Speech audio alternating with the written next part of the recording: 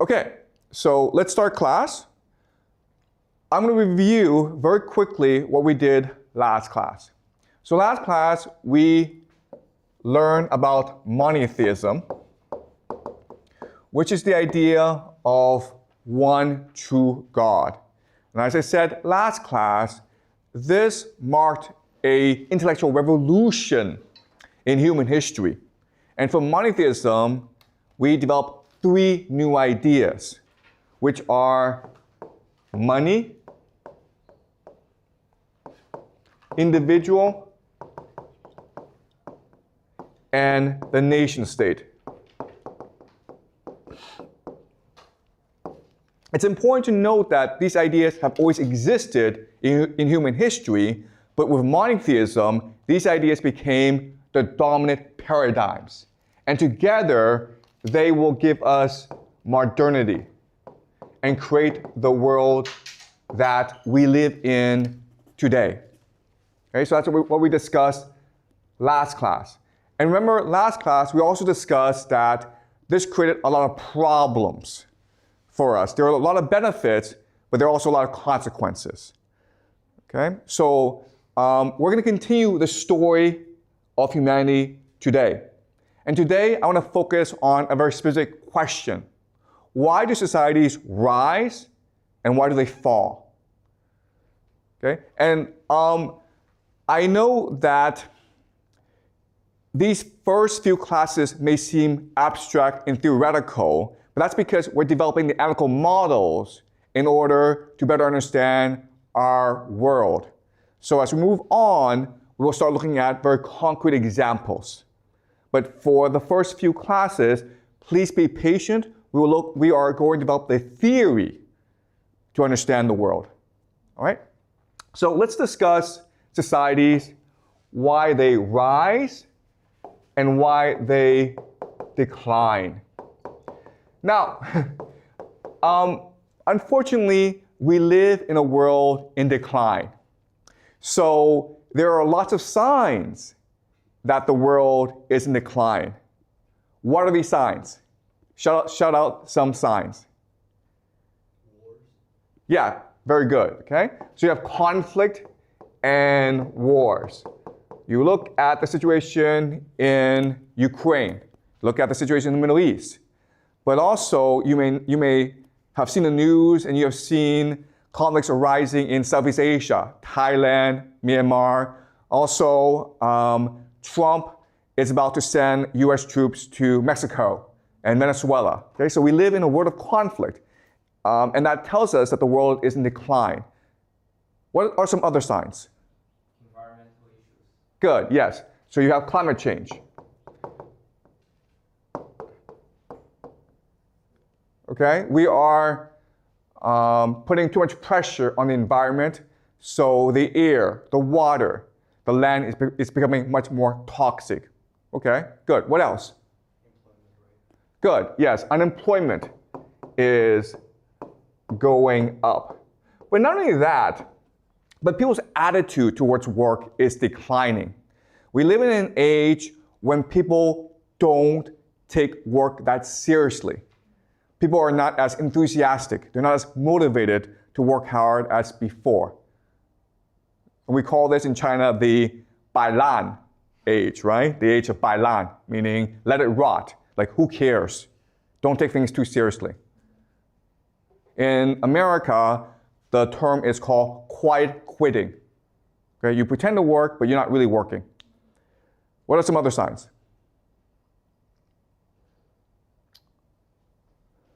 So also you have lower birth rate. And this is a very important sign, right? Because if you think about it, if young people refuse to get married and have babies, eventually the world is going to die off, right? So this is actually a very important sign that the world is in decline. And we're seeing this happen throughout the entire world in all societies. The only exception is Israel and Georgia, but these are very small, rare cases. For most societies, there's rapid decline in birth rate. What are some other signs?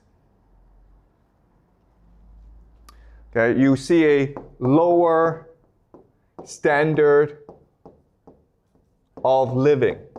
Okay? And all this means is that inflation, right? So people make less money and they can afford less. Prices go up, but people's wages go down. So that's another sign of decline. Okay? What are some other signs? Health issues like diabetes or high blood pressure. Okay, you also see higher stress, right? Higher stress, people feel more anxious, people feel more depressed, people feel more stressed. Emotionally, they feel drained. Okay, what else? Okay, people are less optimistic, right? Okay, greater pessimism.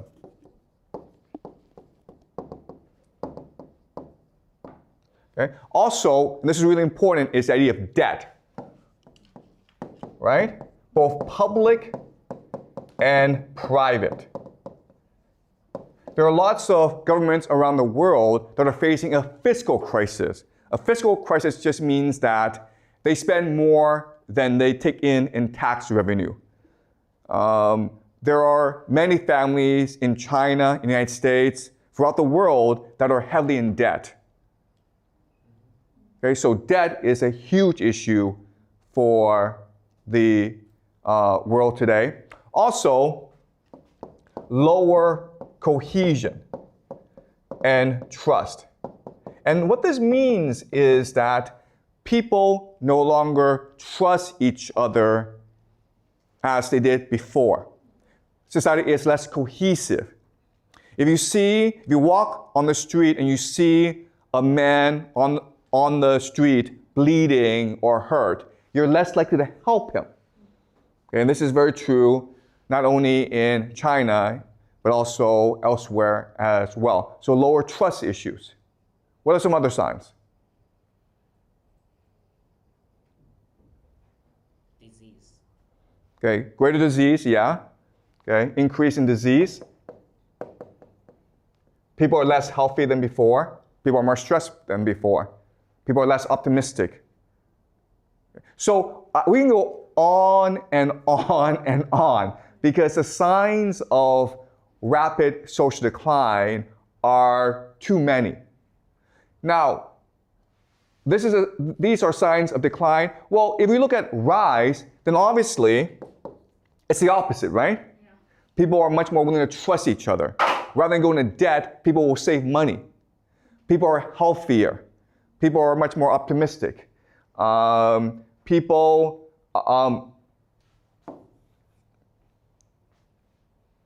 are having lots and lots of babies, right?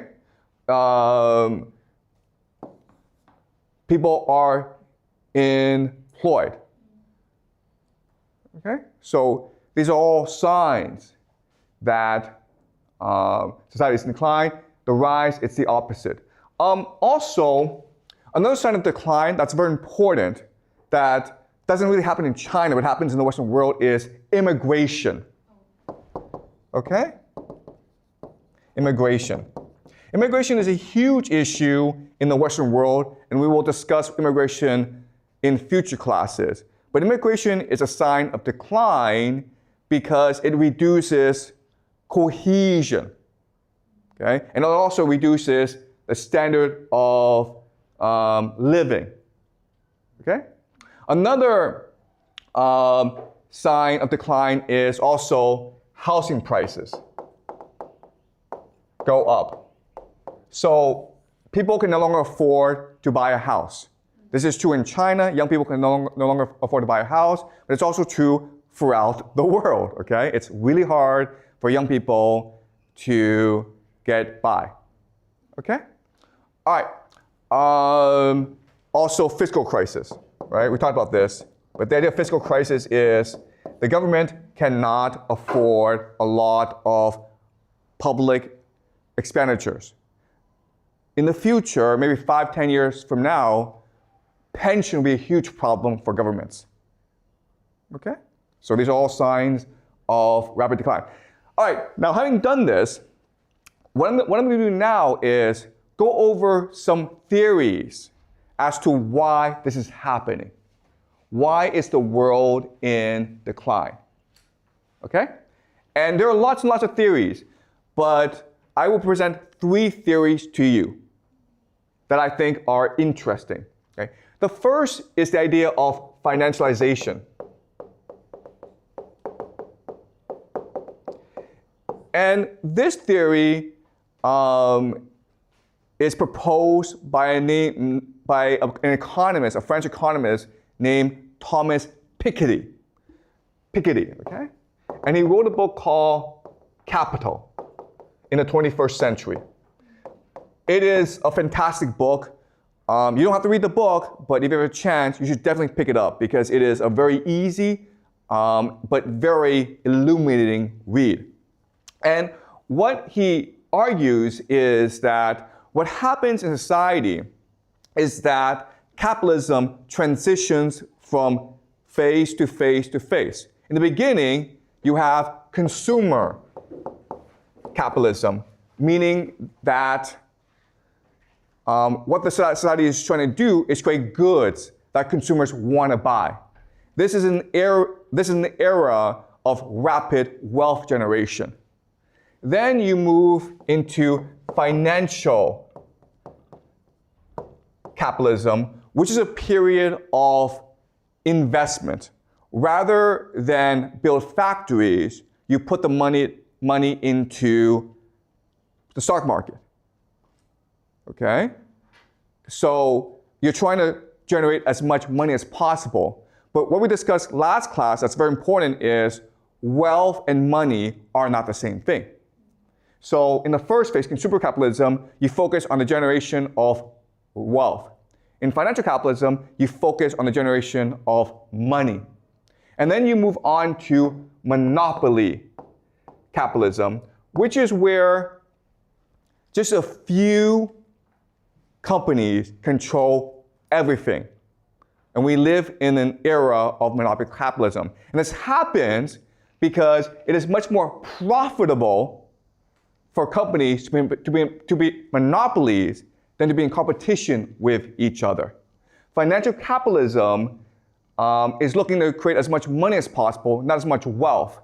And so a few companies come to dominate, become monopolies. And that's the age we live in today. Okay? Now, why is this important? It's important because when we make this transition, people are no longer focused on working hard. They're only focused on speculating. All right? So let me give you an example. Let's just say I'm an entrepreneur and I want to make as much money as possible. Well, what I do is I build a factory. When I build a factory, I'm creating real wealth because a factory requires you to hire workers. It requires you to build technology. It requires you to build goods that people want to buy. But after I build a factory and I make a lot of money, I want to take this money and let it grow as fast as possible, so I put it in a stock market. Okay? And that's just how people behave. The problem is that if too many people do that, then no one's really working. No one's creating real wealth in the economy.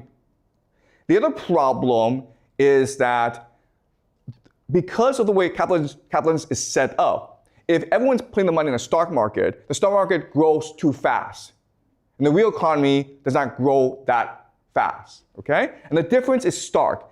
Thomas Piketty spent a lot of time going over income tax, just looking at how much tax people paid. He did a lot of statistical analysis. And what he discovered is the real economy in late-stage capitalism will grow about 2%. The financial economy will grow at 5%. Okay? And this is really key. What this is telling us is that if you have $1 million, you could choose to go and open a restaurant, or you could choose to invest in the stock market. If you open a restaurant, you will make at most $20,000 a year. But if you were to put in the stock market, you would make $50,000 a year. So everyone's going to put all the money in the stock market, which allows for the stock market to increase. But the real economy is not improving. And therefore, you have all these issues arise. Greater unemployment, greater debt. No one's really working. Okay?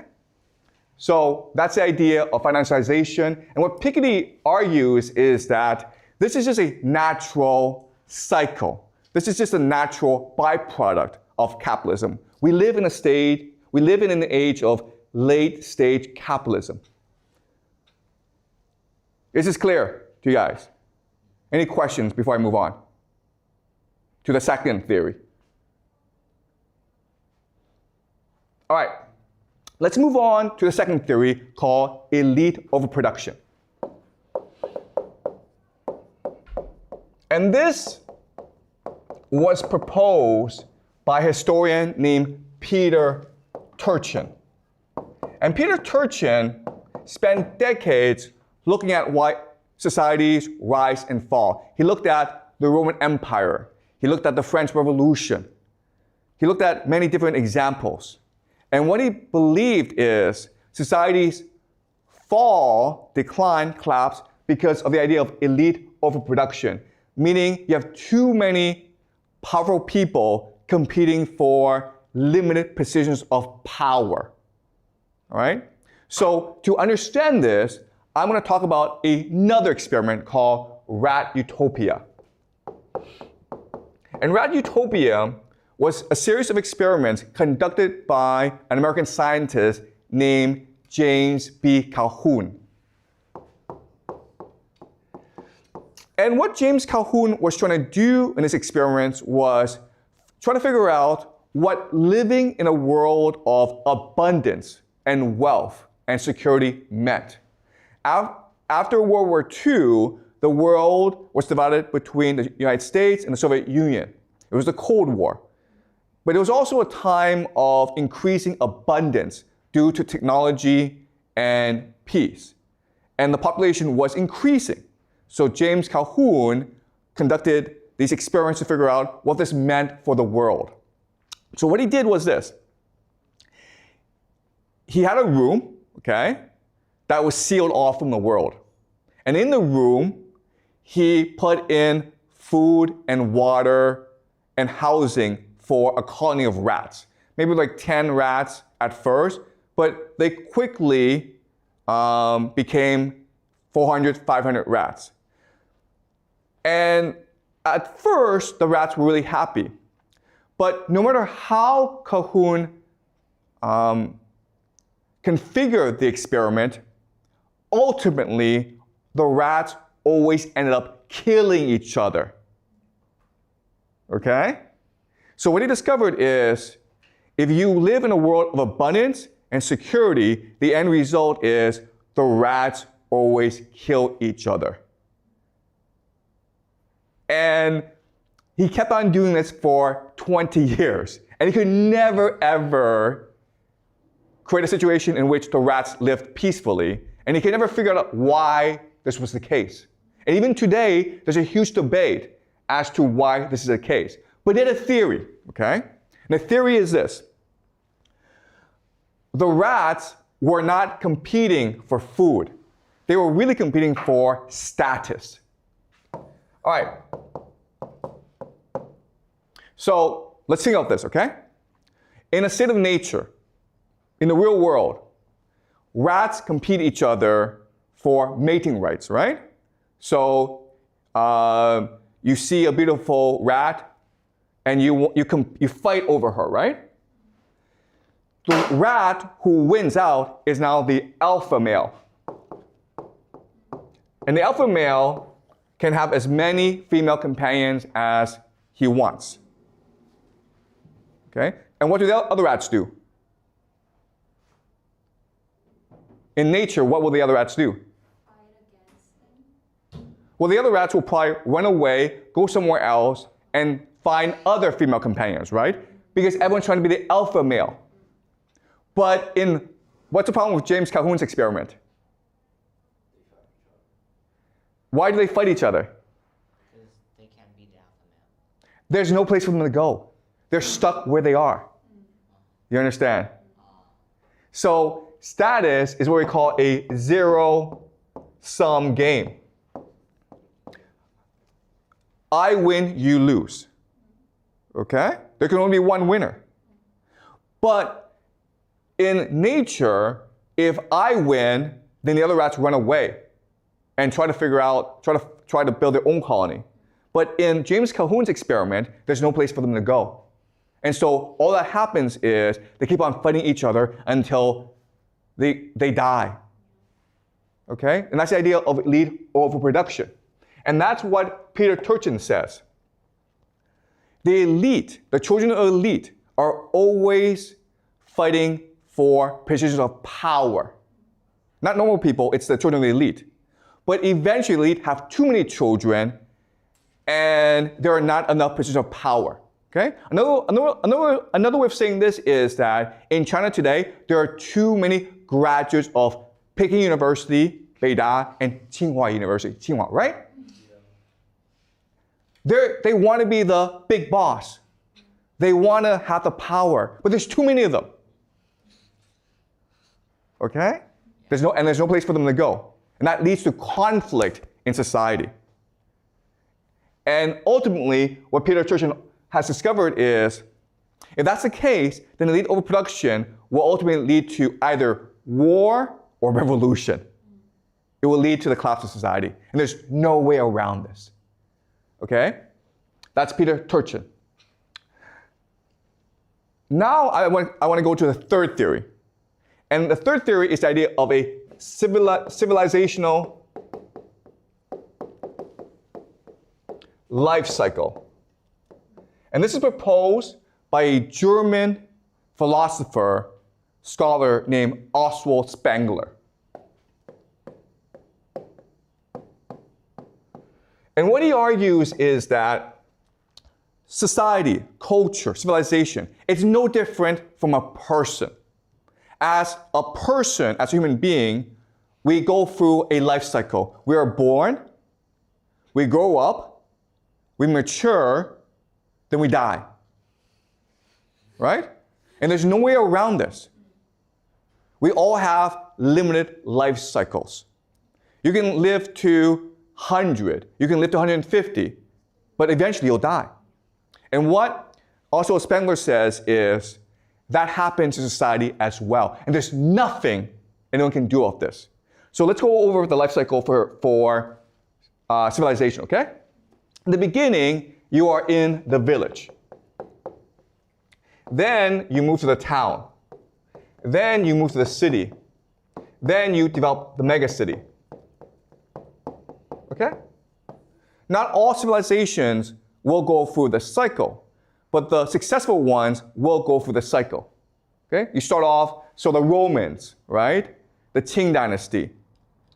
You start off in a village, then if you're successful in the village, you build a town, then when you're in a town and you're successful, you defeat other towns and you build a city, and you become a megacity. Okay? And what Oswald Spengler says is, at the height of the civilization must now die. Okay? So let's go over the theory. Well, in the village, life is pretty simple. People work hard. Okay? They are united. They have a collective mentality. Everyone's helping each other. And also, what's really important is lots of babies, right? It's very common for mothers to give birth to 10, 11 kids in a village, right? And the reason why is kids are free labor. So you're incentivized to have as many children as possible. Okay, so this is the framework of a village. But as you go up the civilization ladder, as you mature as a civilization, what happens is you have increased abstraction. Abstraction is just a fancy word for you're removed from reality. Okay?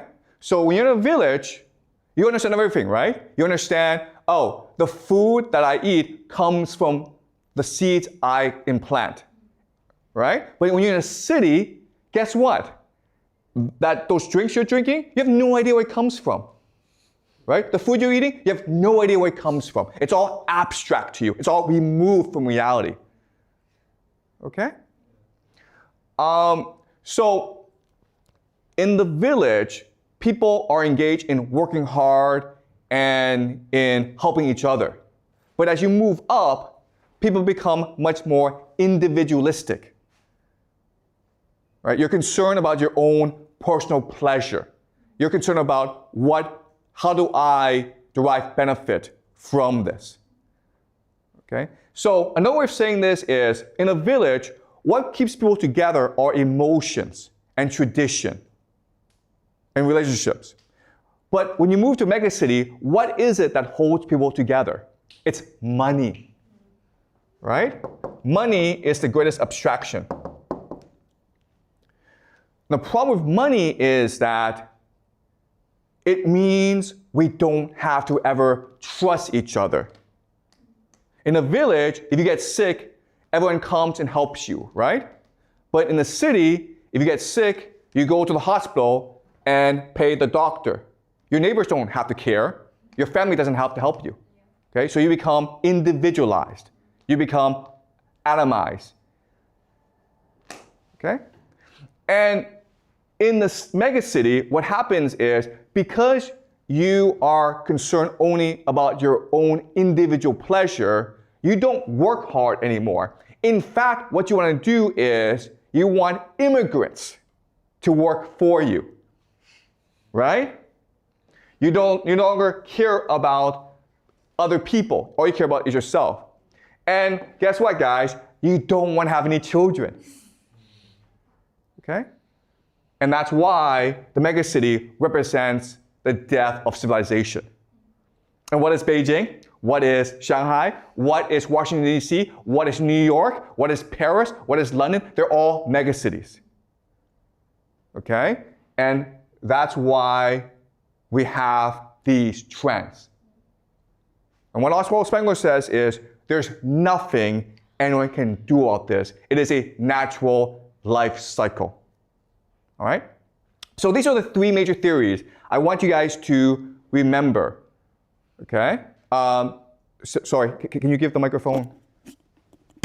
Yeah, can you just speak to the microphone? But what if there is a universal target that forces everyone needs to work together? You know, will that work out to like everyone just put down all of these problems and figure out the... Yeah, okay, I understand. That is a great question, okay? So the question, to rephrase it, okay, is, yeah, but what if there's an external threat, okay? An external threat. If there's an external threat, then surely this system, this life cycle, can be extended, right? And external threats are examples of, hey, let's say there's an alien invasion. Let's just say China's being attacked by the United States, right? And unfortunately, the answer is, it does not matter. Because once you've reached the point of a megacity, first of all, you're so selfish, you're self-absorbed, you are not aware of external threats. The other issue is, you're no longer capable of working together because you don't trust each other. Okay? So the external threats factor doesn't really matter. But that's a great question. Thank you for asking, okay? Yes, in theory, oh my God, if aliens come, then humans would unite. No, that's not what would happen, okay? What would happen is certain factions of humans would try to align with the aliens to conquer everyone else. All right? All right. So having gone through these three theories, what I'm going to do is combine them together to create a comprehensive, holistic, broad theory of why societies rise and fall. Okay? All right. And the problem with theories is they are simplistic and inaccurate and imprecise. So I warn you that this theory has limitations. But for our purposes, what we want to do is have a working framework. And then when we apply this framework to concrete examples, we can better refine this framework, okay? All right, so I warn you that this framework, there are a lot of problems with it, but it is a useful tool for us to analyze society in the past, okay? All right, so I'm going to make generalizations about how society is structured. So at the core of society, the very powerful people, these are certain families, okay? These are the founding families of this nation. And there's not that many of them, maybe 10, maybe 100, okay? But at most 100. So if you go back to the Roman Empire, and the Roman Empire controlled most of Europe, as well as Anatolia, Egypt. It was a huge area, but really there were only about 200 families that controlled the Roman Empire, okay? All right, so how these families express power, how they control power in society is through three mechanisms, okay? Three pillars of power. And these three pillars are finance. Okay? Finance, we talked about last class, it's just central banking. All right? Second pillar is religion. Religion is just what people believe, how to control what people believe. Now, the religion of today is science and technology. Okay? And the third pillar is intelligence or spies. All right? Now, for the purpose of, to save time, I'm not going to go too deeply into intelligence and religion, but I will in future classes, okay? I just need you to remember that there are three pillars of power at the core of society: finance, intelligence, and religion. And it's their nexus, their combination that allows the elite to control everyone else, okay? So from this nexus, they will control all aspects of society, including schools, including the military, including government, including the media, including culture, including crime, the mafia. Okay? Every aspect of society that you can imagine is being controlled in some respect by this nexus of power. Okay? Also, you have like corporations, right? And then at the outer edge are the people. Okay? The people, because they're so massive, the massive people, they're the ones who generate wealth for society. So this system is designed to create as much energy as possible through the people. Okay? Energy. Because the harder the people work, the more wealth is generated in society. All right? So a metaphor that we can use is this. Think of society as a corporation. The people are the workers, right? They're the ones who do the real work. The elite, these families, are the owners. And these people in between, the middle class, are the managers. Okay? So again, this is a very simple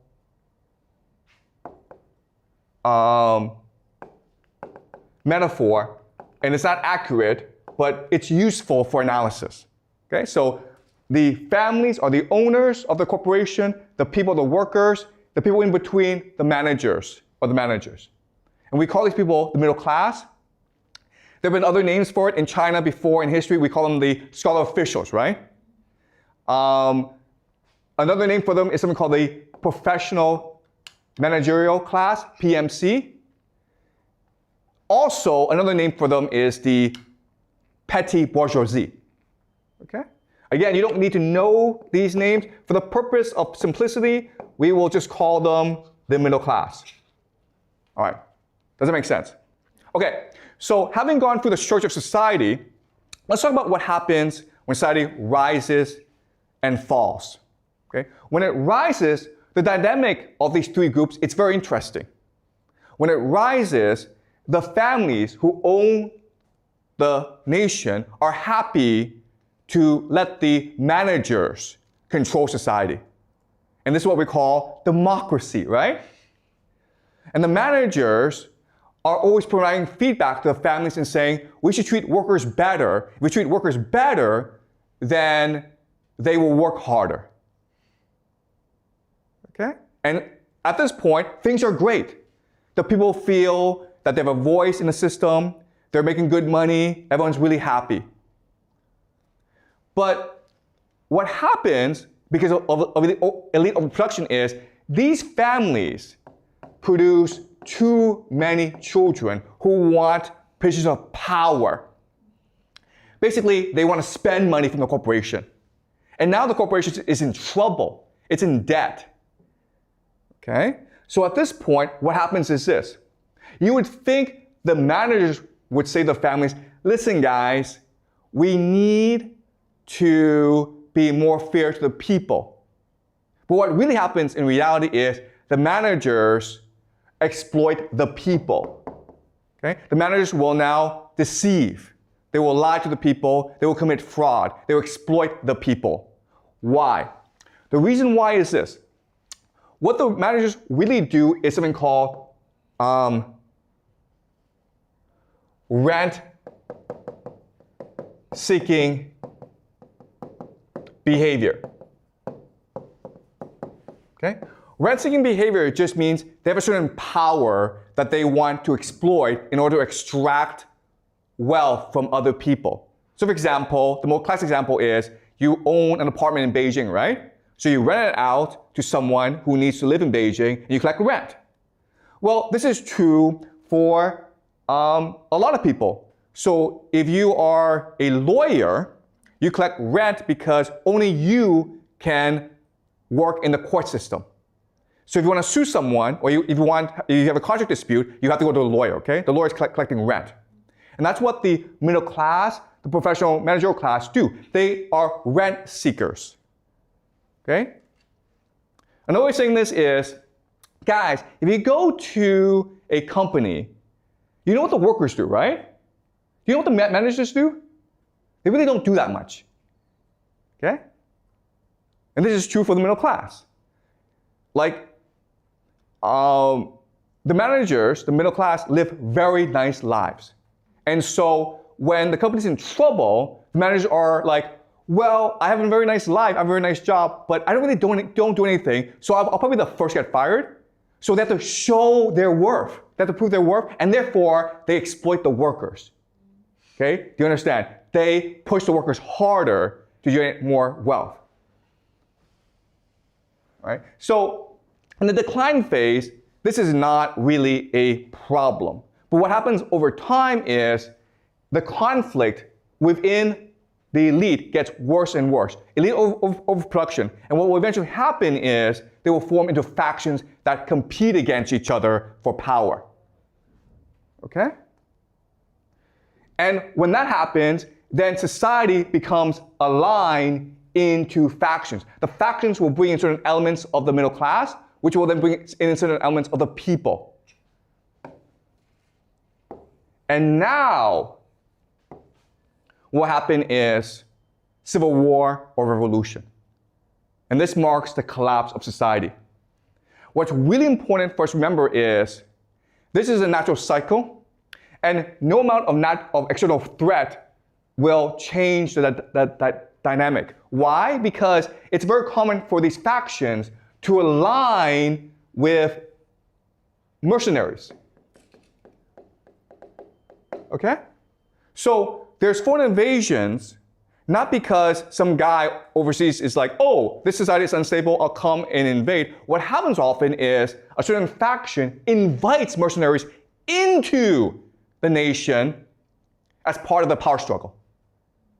And then the mercenaries realize, you know what? We can stick this for ourselves. All right?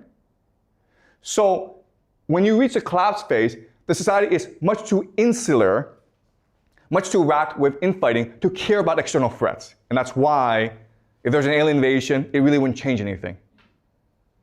Okay? All right? Is this clear to you guys? Yes. So again, this is the model we're working with to explain the rise and fall of societies. At first, in this system, the elite families are willing to let the managerial class incentivize and motivate the workers to do their best. And you do that through democracy, through openness, through meritocracy, through innovation. But over time, as these elite families have more and more children, and these children are engaged in rent-seeking behavior, they basically want to steal profits from the corporation. The corporation runs into trouble, and the managers are forced to coerce the people, which leads to greater conflict. And eventually, over time, the collapse happens when society breaks up into different factions, which leads to civil war or revolution or war. Okay? So that's a model we're working with. All right, any questions? Are you guys clear about this? Yeah. What if they just like don't have that much children? Excuse me, what's the question? Like, what if the elite families don't have that much children? Will this model still works? Oh, that's a great question. Okay.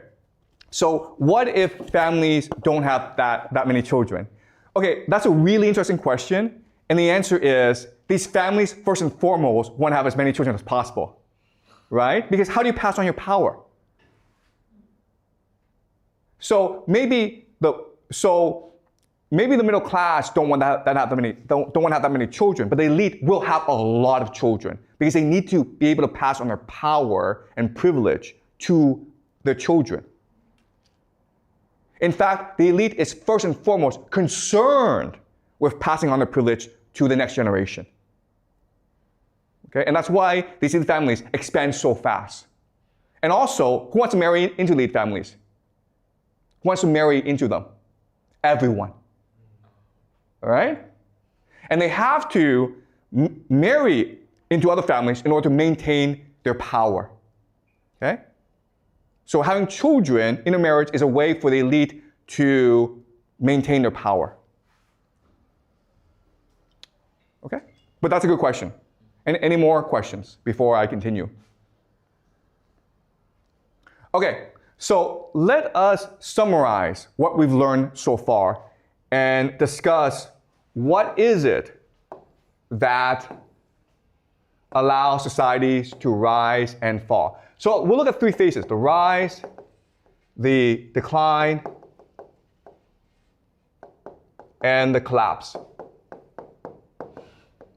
Okay, so when I mean decline, I don't mean like things are getting worse. I mean things aren't improving, okay? So rise is when things get better, decline is when things are stagnant or getting slightly worse, collapse is when society is about to fall apart, okay?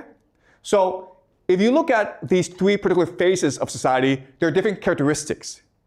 When a society rises, it is first and foremost open. Open just means that you have opportunities for social mobility in the society. If you're a poor person, you can make money. You can become wealthy. Your talent is appreciated. It's a meritocracy. It's innovative. If you criticize society, people are like, thank you for criticizing us because criticism makes us better people. Okay, there's open debate.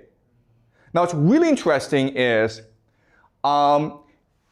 most young societies are open societies, okay? So, for example, in 1950s, America was a democracy, right? China was communist. But, this is really interesting, in the 1950s, they were both open societies. You could criticize leaders. In fact, you were encouraged to criticize leaders.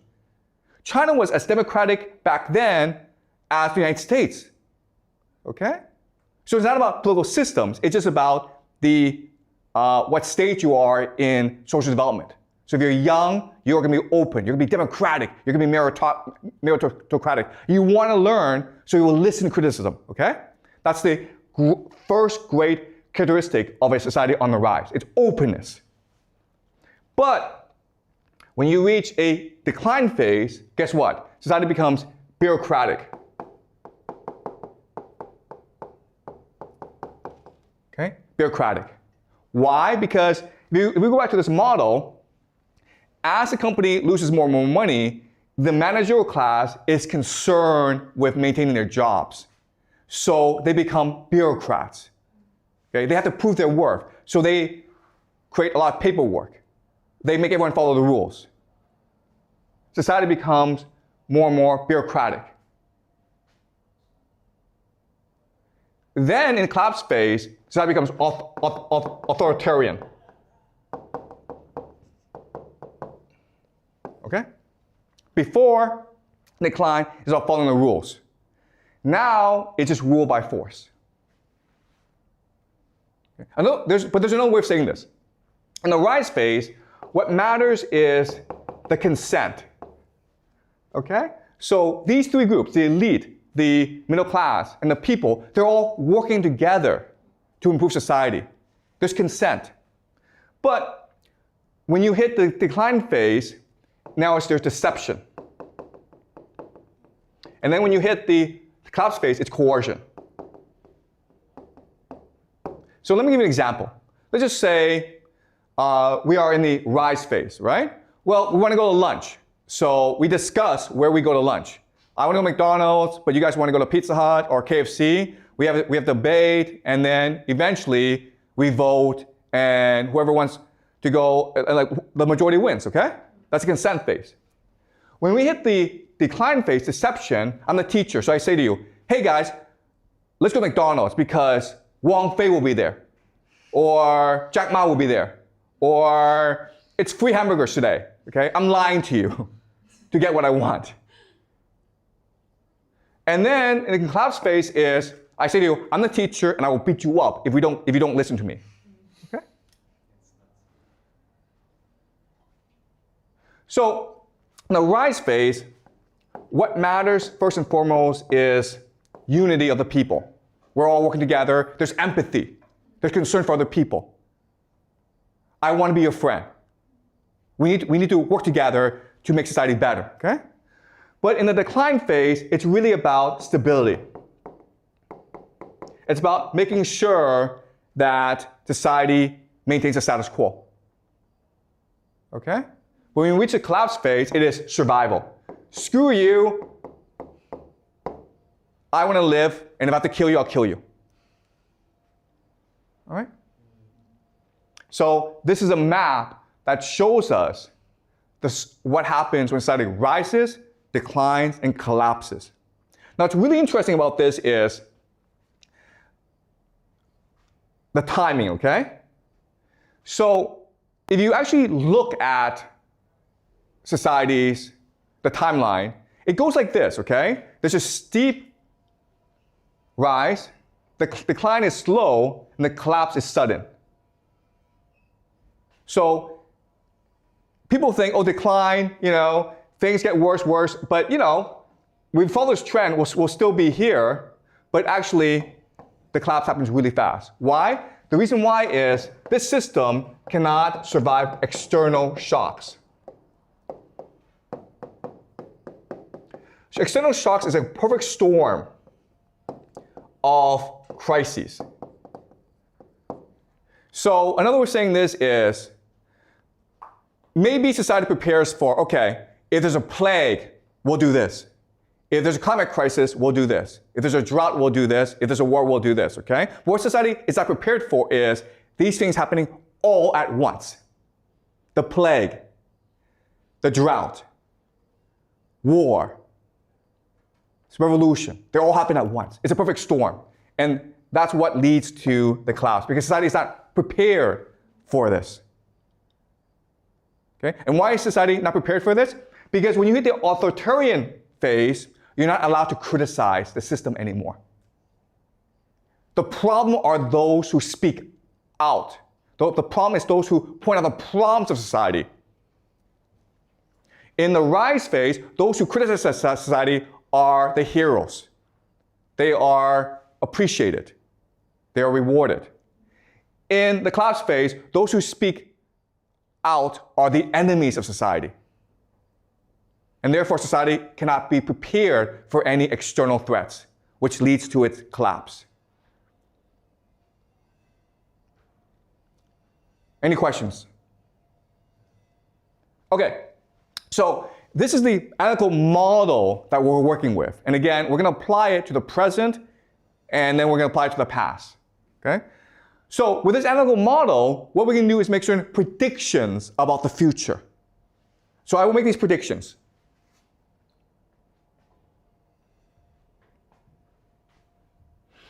And I expect these things to happen in the next 5 to 10 years. 5 to 10 years. Or 10 to 20 years. Okay, I don't know the time frame, okay? But I expect these things to happen. Okay, the first thing that's going to happen in the Western world is decline of democracy and freedom. So remember, in the rise phase, society is democratic and open and meritocratic. But as you move on, it becomes more bureaucratic and ultimately authoritarian, okay? So we will see the United States, Europe become much more authoritarian. You will see a collapse of democracy and freedom in these nations. And already we're seeing this happen in the United States, where Trump is using more and more military to resolve issues. Right? So that's the first prediction. And this is going to happen throughout the Western world. Second thing is economic collapse. So as people have less and less right to speak up, they feel less invested in the system, they're less willing to work. Therefore, you have economic collapse. People don't believe in the system anymore. Okay, the system is in crisis. This will lead to immigration. The government is like, you know what, if the people don't want to work, screw them, let's bring in immigrants to do the work. Okay, let's replace our population. But the people are not going to sit back and take it, right? This leads to civil war.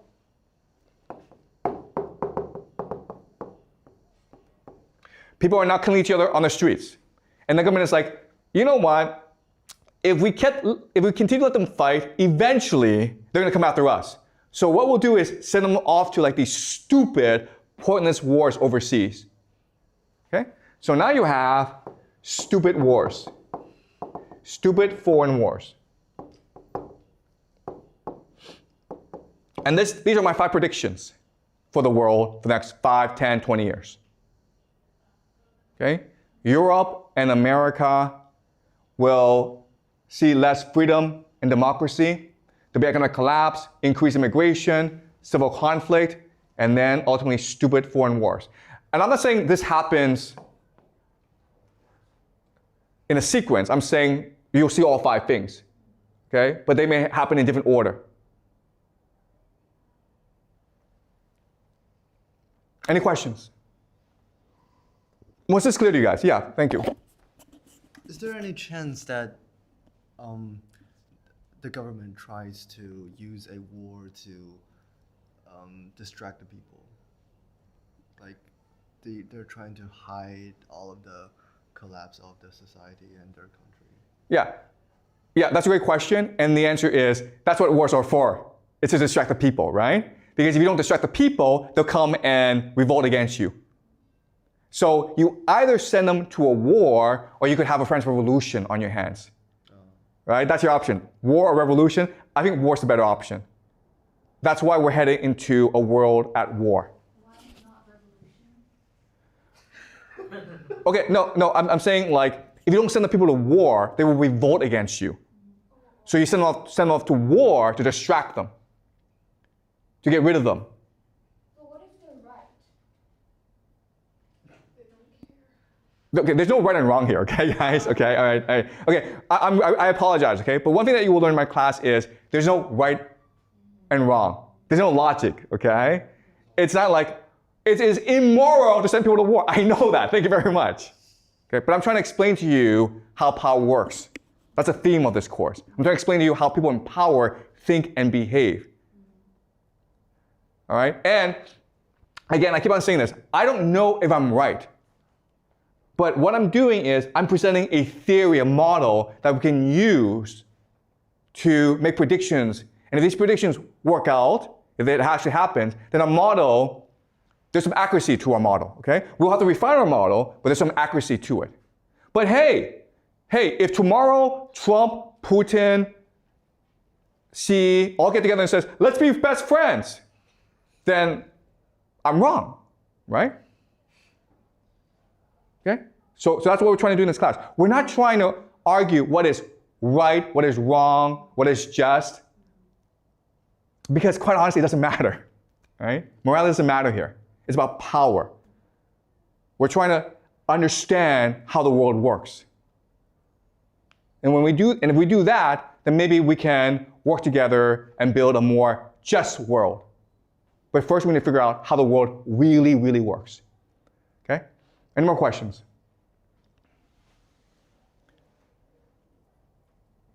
Okay, great guys. So we will continue this story next class. I'll see you guys next class.